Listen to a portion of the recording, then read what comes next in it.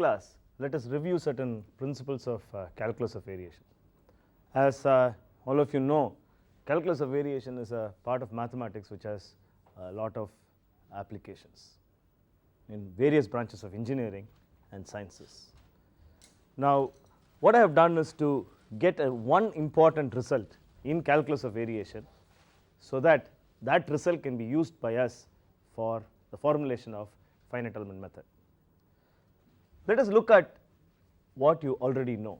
For example, y is equal to function x is a function, okay, which you would have come across in your earlier classes. Similar functions you would have come across. For example, x squared plus 3x cubed and so on is equal to y is a function which can be written something like this.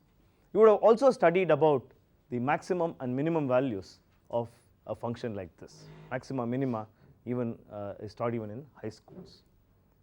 Now, let us just extend that concept and let us write some function f is equal to a function of x, y and y prime. Now, if you look at these two functions, the difference is quite clear in the sense that in this case you had one independent variable x and y was a function of x. Now, in this case you have a function which is a function of functions. Okay. In fact, it can further be extended to write I is equal to some integral x1 to x2 function of x, y and y prime. Such function of functions, which of course is not a very correct definition for functional, okay, is good enough for us to proceed. Or in other words, this is what is called as a functional. This function of functions are what are called as functional. In the first case, what you already know, this case, our whole aim was to find out that value of x at which this function becomes a minimum or a maximum put together called extremum values. Now, here the situation is slightly different. In this case, our whole idea is to find out a function which would extremize or maximize or minimize a functional. What exactly do we mean by this? Suppose I have different functions of y, or sorry, of x, which is y. Okay, what can be that function which can give me an extremum value? Okay, or in other words, you can draw a number of functions like this. Okay, and what is that function which will give me an extremum value of this is our criteria. In order to find that out, like we had dy and dx, let us introduce what is called as del y. Okay, let us introduce an operator called del y. I think I have done that already. Yeah, an operator called del y. Del y, okay, is a variation in this function y.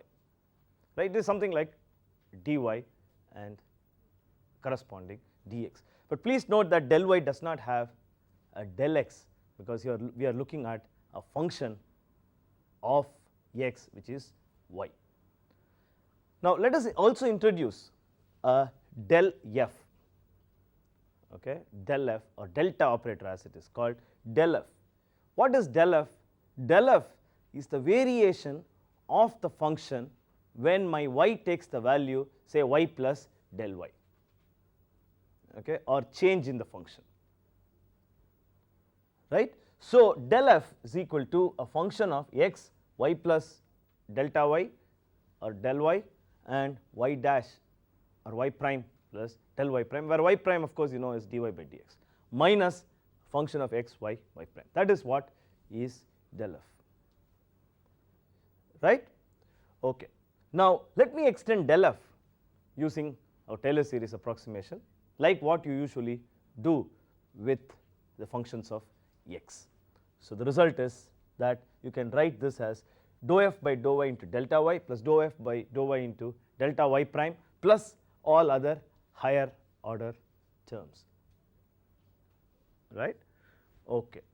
Now, let me define the first variation of I, delta I1, to be the first term or involving the first term in this expansion, and is written as x1 x2 dou f by dou y into del y plus dou f by dou y prime del y prime dx. That is the first variation of I. Okay, now let me take the second term and do our familiar operation of integration by parts. The result is that I get a function something like this, right? uv minus integral v du. Okay, you clearly know what is du or u and dv. Now look at this term. That term consists of a del y, which is a variation of the function y, right? Let us assume that this function is such that, or del y is such that it is equal to 0 at x1 and x2. These are boundary conditions which we will come to later when we apply this to familiar problems. Or in other words, we assume that the del y is such that it is equal to 0 at x1 and x2, and y takes the value, whether y or y hat, okay, or y squiggle, whatever be it, it takes, or variations of y is such that it takes the values of y at x1 and x2. So that for the time being we can say that this goes to 0. Okay, so that del 1I can be written in this form. Is it clear? Del y can be del I1 can be written in that form. Now look at this expression carefully. If I want a maximum or a minimum value of del I1, which is my interest, because del I1 is approximately equal to del I total, T means total, okay, then the expression should be such that it should not change sign when I change del y. Okay, to understand this in a very crude fashion, suppose I have a function like this, okay, and I say this is y, though I can't write it in 2D, but nevertheless just to understand, okay, and I say that this is the del I function here. Okay, suppose I am in the minimum value, right? Whether I go this side, that means del y is positive, or this side when I go to negative, whatever it is, del I should be positive.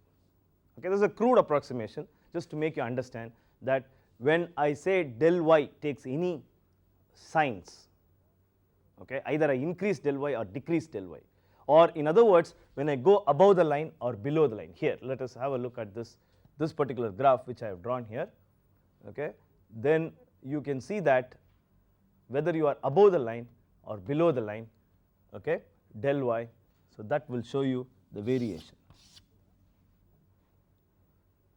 right? So whatever be this del y, then I should be, or I should have del I1 to be equal to 0, okay, then only I would get that positive value, because this is not going to affect it by changing del y term is not there. Okay, so del y is my arbitrary variation, it is in my hands. The only condition now I have put is del y is such that, because the variation of y does not happen to be present at x is equal to x1 and x is equal to x2, okay, it is just a function. Is that clear? So I am varying y, right? Hence del I1 has to be equal to 0. Del I1 has to be equal to 0. Now what does this mean? This means that whatever is in the bracket has to be equal to 0, and hence dou f by dou y minus dou x dx d by dx of dou f by dou y prime should be equal to 0. Is it clear? Any questions? Is there any questions? Clear so far? This is the famous Euler-Lagrange equation. We are not going to talk much about it right now, but maybe you will encounter it in other courses. That is the famous Euler-Lagrange equation. Okay. So let us summarize some of the important results that we have, okay, from calculus of variations, which will be quite useful to us.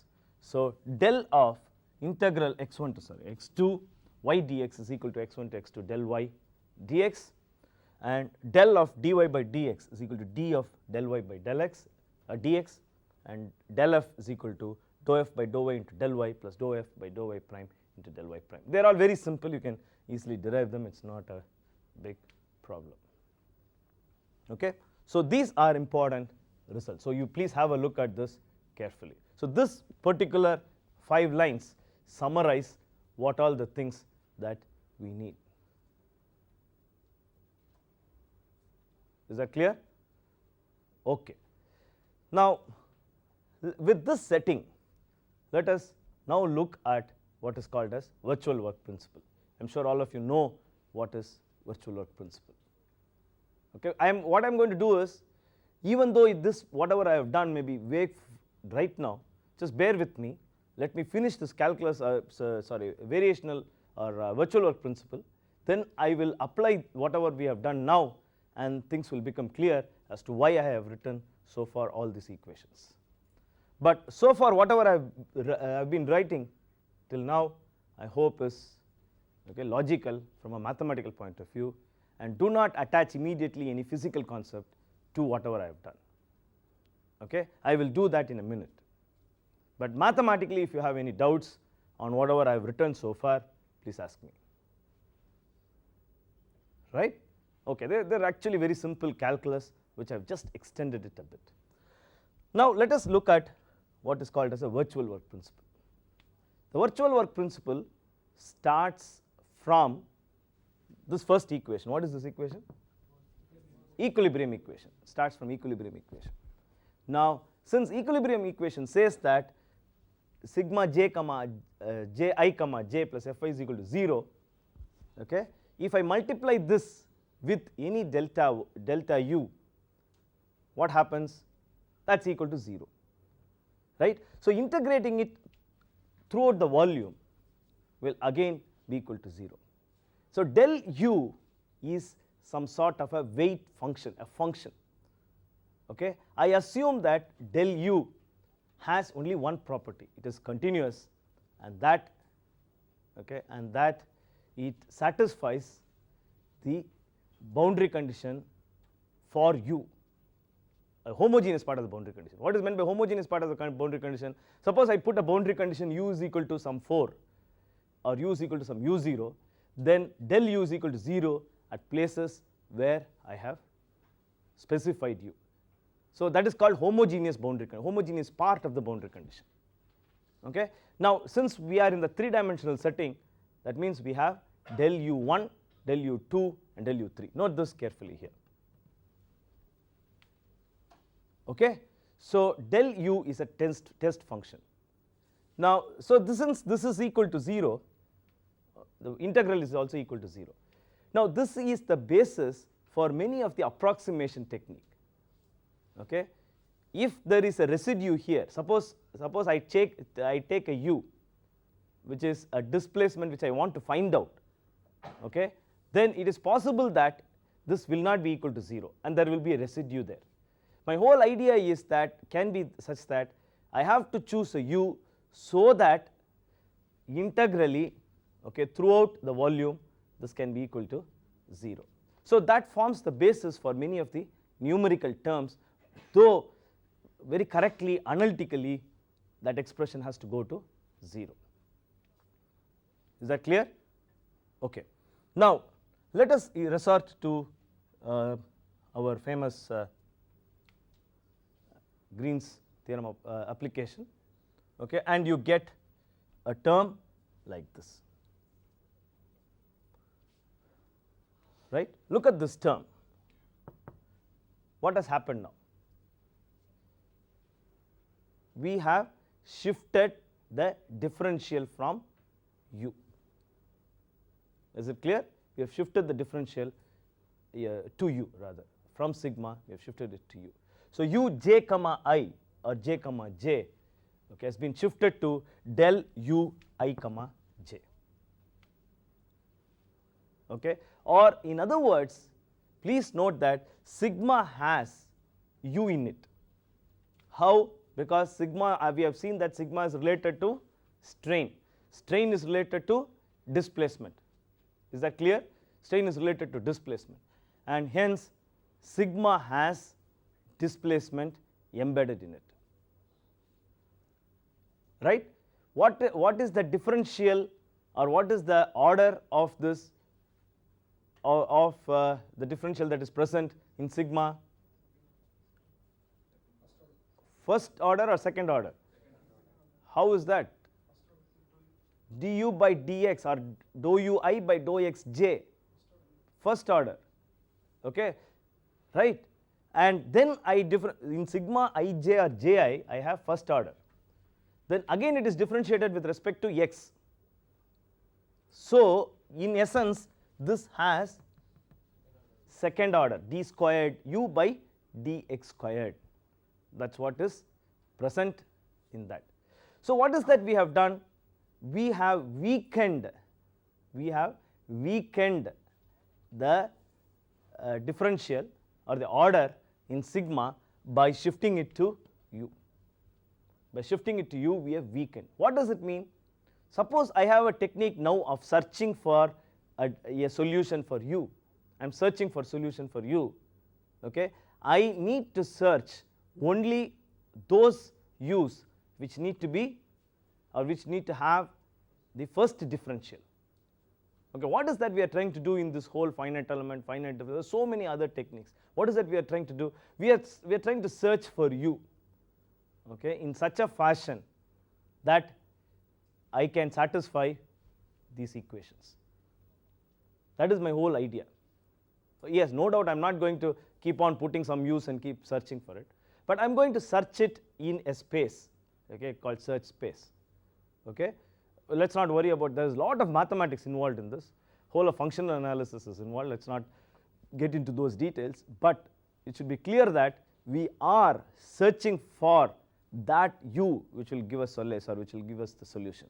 Okay, when I now keep searching for that u, okay, now I am quite relaxed because my condition for u has now been weakened. Okay, that I need to search u's which are such that they have, or the first differential of u is only present. Is that clear? So I have weakened from the first condition to the second condition. Okay, firstly I had to have d squared u, so I have to search for u's which have the second differential present. On the other hand, when I come to this equation, I have weakened it. So the first equation is called a strong form, and the second equation is called as the weak form. Okay, now further we can see that sigma ji or ij into del u I comma j can be written as sigma ij delta epsilon ij. Okay, that is quite clear, because u I comma j can be written as epsilon ij plus omega ij, okay, from which you can write that as sigma ij delta epsilon ij. Is that clear? Okay. Now this you can do it as a small exercise. Substituting it, I get a final equation of this form. Now look at this equation carefully. This is an important equation. Look at that equation carefully. I hope it's clear. Now what is the, now let us come to, so far it is purely mathematics, a search function or a function from what is called as a function space and all these things. Let us now look at it and interpret it more physically. Okay, now let us give a name to delta u so that physically we can interpret. So far we have not given a name to delta u, it's just a function. Okay, sometimes people call this as weight function. Okay, so hence this whole technique is also called as weighted residual method. Okay, it comes into a larger class of problems called weighted residual method.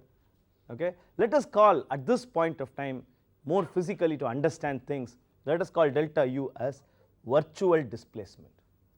Okay, they are not real displacements, but they are virtual displacement. You can name it anything, but right now to understand it we are saying it is virtual displacement. Now what is, look at this term, first term, what is Ti into delta ui? What is Ti? It is the stress vector acting on the surface. Okay, so what is Ti into delta ui. Not work, virtual work, please note there is a difference. This is the virtual work. That means that the real forces act through virtual displacement. Okay? It is something like a concept which you are trying to understand the mathematics behind it. It's just a concept. Conceptually, we can say it is virtual work. Okay? Virtual work done by those stress vectors which are present in the surface wherever it has been specified. Is that clear? Okay. What is the second term? What is the second term? Again, virtual work done by body forces. So again, it is the virtual work done by the external agencies. Is it clear? Body work done by the external, virtual work done by the external agency. What is this third term here is equal to this? Internal work, or in other words, internal virtual work done by the stresses. Stresses can be looked at as internal forces or equivalent to internal forces, hence it is the internal virtual work. So what does this whole virtual work principle states? The virtual work principle states that the internal virtual work is equal to the external virtual work. So that is the virtual work principle. Okay? Right? Is it clear? Okay. Now, there are other things we are going to talk about on boundary conditions. Right now, I am not introducing what are called as essential boundary condition and natural boundary condition. But nevertheless, I think we can have a look at this term here. Please note that the virtual work principle takes into account the stress that is specified. On the other hand, it does not take into account the specification of u at certain boundary. See, the whole boundary can be divided into two parts. In a part of the boundary, you can give stress. In another part of the boundary, you can give displacement, right? Is that clear? In any problem, okay, we can give for a part of the boundary some stress or stress vector or pressure, in other words, right? In other parts of the boundary, you can give displacement. You can specify displacement to be 0 or some value. Now, look at this here. Can someone tell me what does it ring a bell? Does it say something to you? Look at this. Now, please note that delta u is equal to 0 in those parts of the boundary condition where displacements are specified. That is correct. So, wherever displacements are specified, that is equal to 0. So, what does Ti delta ui gives you? It says that this principle satisfies T because I am bringing in T here, but nowhere I have brought in a situation where whatever is specified as u in a part of the boundary condition is satisfied. That has not been done. Is that clear? Or in other words, this formulation naturally satisfies the stress boundary condition, and hence stress boundary condition or pressure boundary condition is called as natural boundary condition. Okay, this is called as natural boundary condition.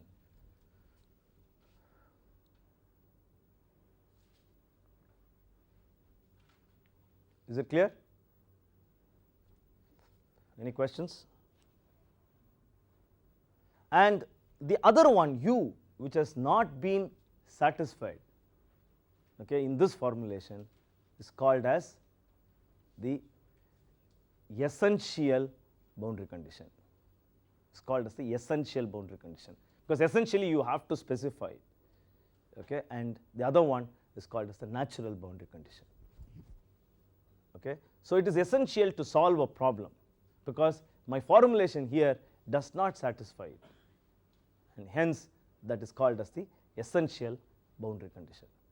Now, depending upon the way you write the equation, the equilibrium equation, the order of this natural boundary conditions would change.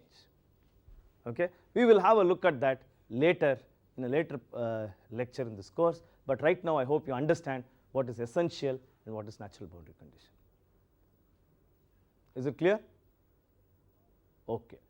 Now, let me call this as delta I1. Let me call that it has delta in it. Let us say that it is delta I1. Now, I want you to write down I1. How do I now write this down? Is it clear? I want to write down I1. I will do that there itself, so that, is it clear? This is something like delta I1, right?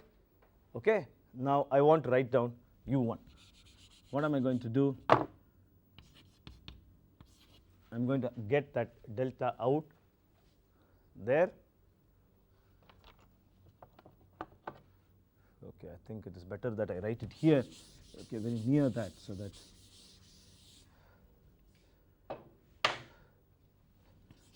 delta S Ti Ui ds. Okay, maybe I will put a minus there, so that whole thing can be brought to one side, right?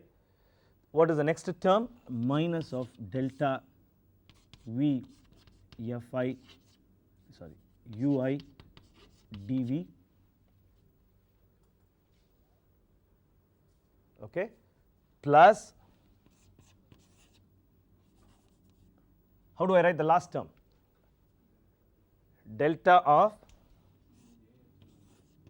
integral V, wait, integral 0 to epsilon KL sigma ij d epsilon KL into dV.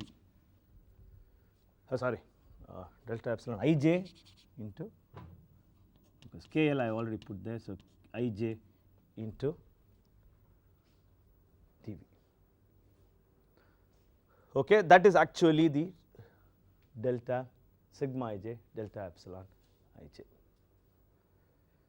Okay, that is equal to 0.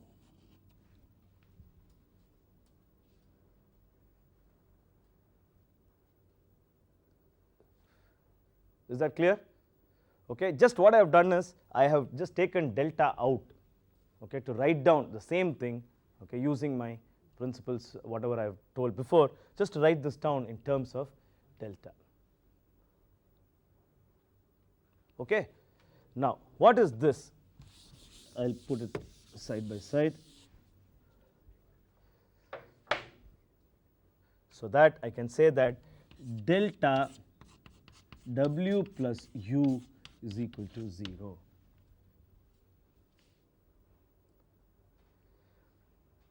Before I write that, a word of caution or a word to remember.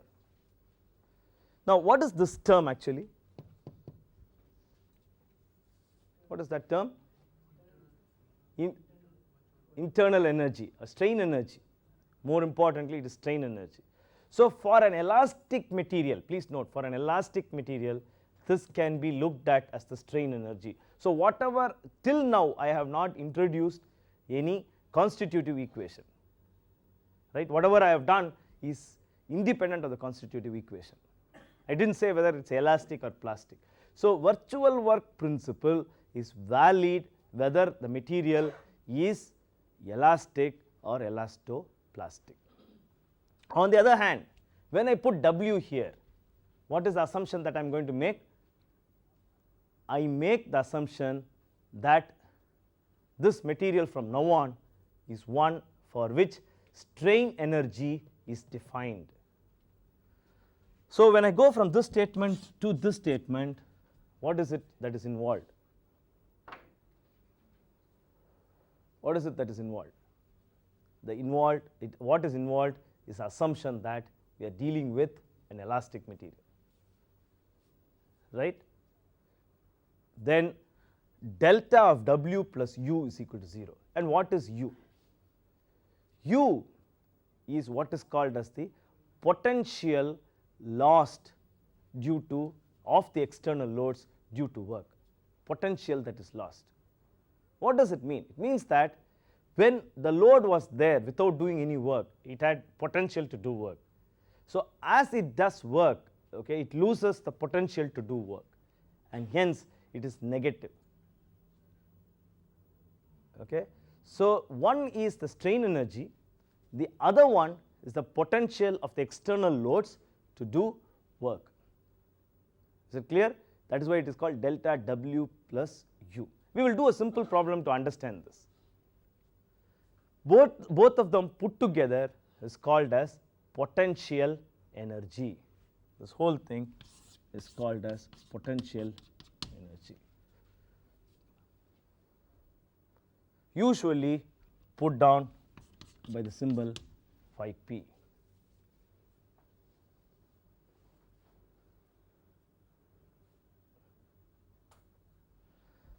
Okay. Is it clear? So, delta phi p is equal to 0, okay, that is the potential energy theorem, or phi p is equal to a constant. So, what does it say? It says that potential energy theorem states that of all the admissible displacements, admissible we have already defined, continuous and so on, whatever we have given to delta u, that is admissible displacement. Okay.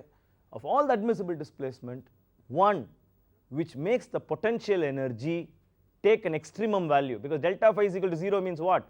Phi p takes a extremum value, in this case a minimum value, okay, but let us call this as an extremum value.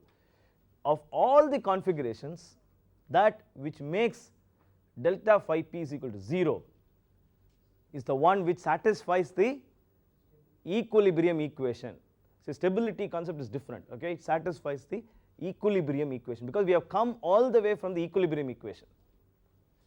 Is that clear? So, this formulation is another way of defining an equilibrium equation. Is it clear? Yeah, any questions you can ask me. Right? So, this is the potential energy theorem. So, one is the potential lost. What is this? We will just come in a minute. Okay, or phi p is equal to a constant. Phi p is equal to constant, and delta phi p is equal to 0. Okay, fine. Now, the first the equilibrium equation can directly be solved by using certain numerical techniques. What is that ultimately we are studying? We are studying numerical techniques. So, the first equation, the equilibrium equation, can be solved directly by certain numerical technique. What is that numerical technique? Finite difference method. Finite difference method attacks directly the first, okay, say you would have probably done earlier numerical analysis courses, simple finite difference method. So, finite difference method goes and attacks the first equation. Is that clear? Let us look at this second equation. The second equation, okay, where I have shifted now the differential order of the differential of differentiation, okay, or the order of the differentiation, that is attacked by, the second step is attacked by the finite element method. Okay. If I now go and solve this part of the equation, or this restated equation of my first equation, virtual work principle at that stage, okay, then I say that the numerical analysis falls into the category of finite element method by shifting one. I can go ahead and shift this differential order of differentiation again by shifting it by substituting for sigma, and then putting del u I comma, or I mean I can go to del u squared term, or second order differential of del u, in which case I go into what is called as the boundary element method. If I again apply at this stage another Green's theorem, then I go into boundary element method. But we are not going to talk about boundary element method, but we are going to stick to, in our lectures we are going to stick to the methods which are used to solve this problem. Okay. So, to summarize, to state again, okay, for delta phi p is equal to 0, phi p is defined as the strain energy plus the potential lost due to the external, of the external loads, okay, the potential lost by the external loads rather, okay, that is the potential energy, and del phi p is equal to 0 or phi p is equal to a constant. Let us do a simple problem to illustrate this particular technique. Okay. Now let me do a simple problem. I'll just rub off all this.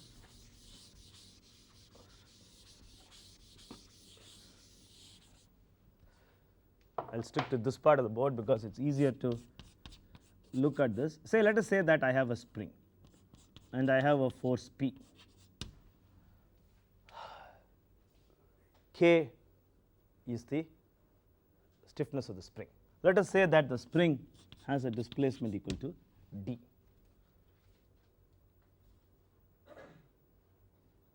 Right? Now, so my first step is to write down what is phi p for the spring.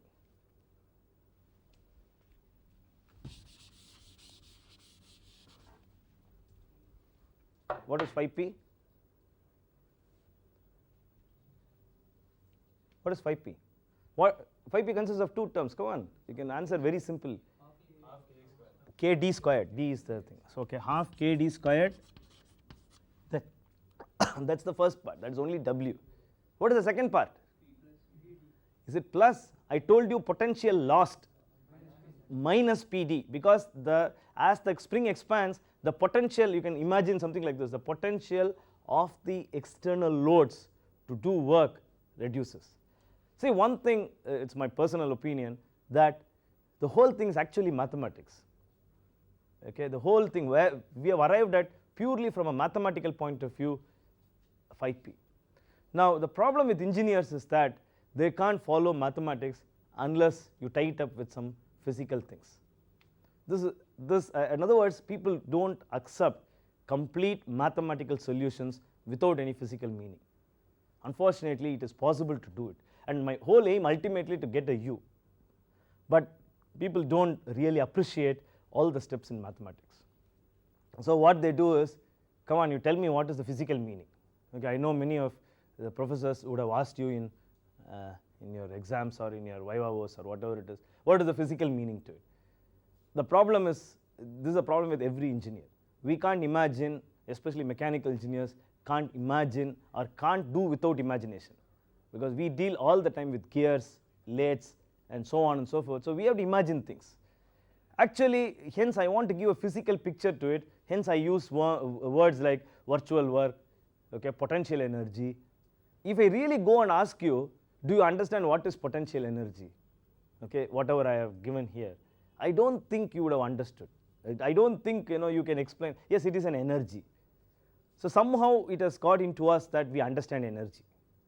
But if I really ask you what is an energy, and if I go on philosophically arguing, then I'm sure that it is not as physical as, say, displacement, which you can see. Okay, this potential energy, when I say potential energy, you're all happy because I have brought in one energy term which you think you have understood very clearly. Energy, I know energy, I've been studying this from my school days, so I understand. Actually, everything is mathematics. Hence, when I say potential lost, I am at a loss to really explain this. What is potential lost? It is it's actually what happens is I have a minus term, minus PD term. But you are asking for physics. Yes, it is also useful for you to write down simple equations. So hence I say that, look, when there was no displacement, the force that was there, and as soon as I apply, it had potential to do work. So when I get it displaced, then it loses its potential by an amount PD. Hence I say that it is equal to minus PD. Is it clear? It's just a convenience. So minus PD.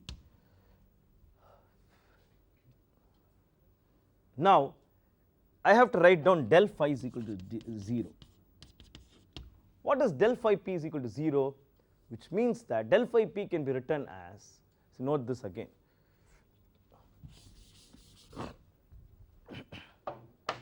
Let's just look at it. Say phi p, say, is a function of, say, d1, d2, and so on. It's a function of functions. What is this d1, d2? They can be displacements. Okay, they can be displacements. or they can be something else. So phi p say is a function of d1, d2, d3.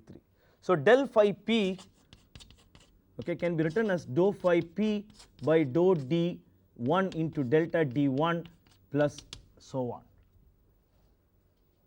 right. This is the same as del f. If you remember what I said earlier in the class, del f is equal to dou f by dou y into delta y. What is d? D is a displacement. Displacement can be a function of say x and so on, right. So dou phi p by dou d1 into delta d1 plus dou phi p by dou d2 into delta d2 and so on and so forth. So this is equal to 0.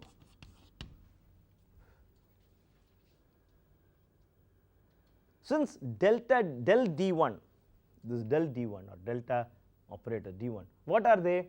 They are my perturbations to d1. If this term has to be equal to 0, then obviously independently these terms have to be equal to 0. So in other words, dou phi p by dou di should be equal to 0 for every I. For every I. Then only actually del phi p1 or the first variation of del phi p would be equal to 0. Is it clear? Now with this and this, tell me what happens. How do I write now del phi p is equal to 0 for this expression? Dou phi p by dou d, fantastic, dou d is equal to 0, and what is that you get? P is equal to, yeah, what happens ultimately is an expression that you know quite well. P is equal to kd. What is that? Equilibrium equation, right? Now please note again, one more caution. Please note, students make a mistake. They always get carried away by certain energy theorems without understanding completely. What is that they say? What they feel is that there is a strain energy, there is a potential energy or potential lost due to the external loads. So both of them should be equal. Whatever is gained in the strain energy should be equal to this. Okay, so usually what they do is phi p is equal to 0 and k, so half kd squared is equal to pd. This is what they straight away usually put. Okay, but please note that it is what I have written here is actually the change of one is the gain of the other. Okay, so that is why it is del u is equal to minus del w or vice versa. Is it clear? Okay, it is like when a ball falls down, the change in potential energy is actually the change in kinetic energy. So it is the change. Phi p is equal to a constant, please note that carefully, or it is the total energy of the system. It is the change that matters, and that is what gives rise to my equilibrium equation, P is equal to kd. Is that clear? Okay. So this is now going to form a basis, both the virtual work principle. This is what is this? This is another statement. Okay, this is called a variational or a functional statement.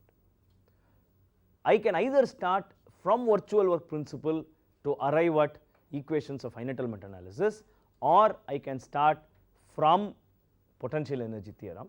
Okay, but when I want to define potential energy theorem, I am restating it that it is valid only if an energy term like strain energy exists, or else you can't state it as a potential energy theorem, right? Because when I wrote sigma ij d epsilon ij is equal to w, that is valid statement only when there is a potential energy that is defined to it. Is that clear? So but virtual work principle, I can start off from virtual work principle. So what does it mean? It means that delta phi 1 is equal to 0 is nothing but the virtual work principle. Okay, so virtual work principle as well as potential energy theorem lead to the same result obviously, okay, for a material which is elastic, okay, for which strain energy is defined. Is that clear? Any questions? Okay. Now if there are no questions, let us do one more problem, okay, and understand this more carefully. let's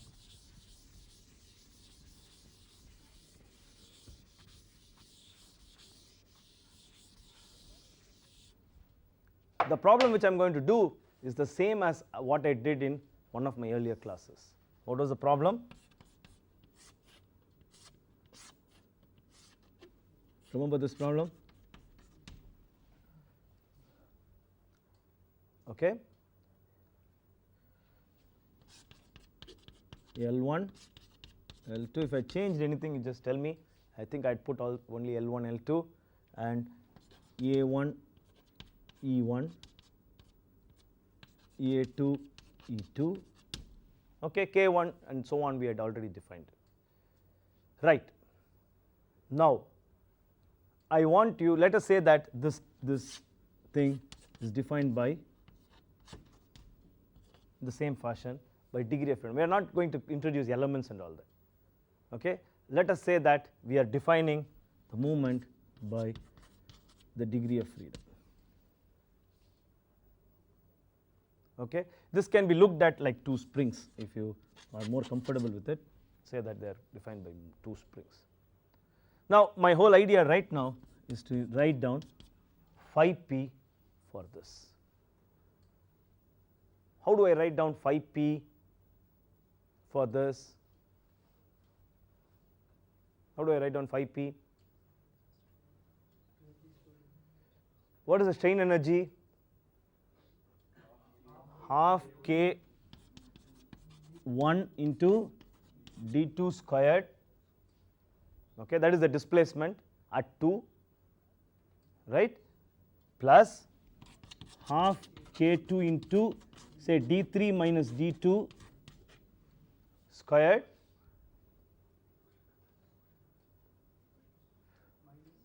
minus d3 is equal to, sorry, is equal to a constant.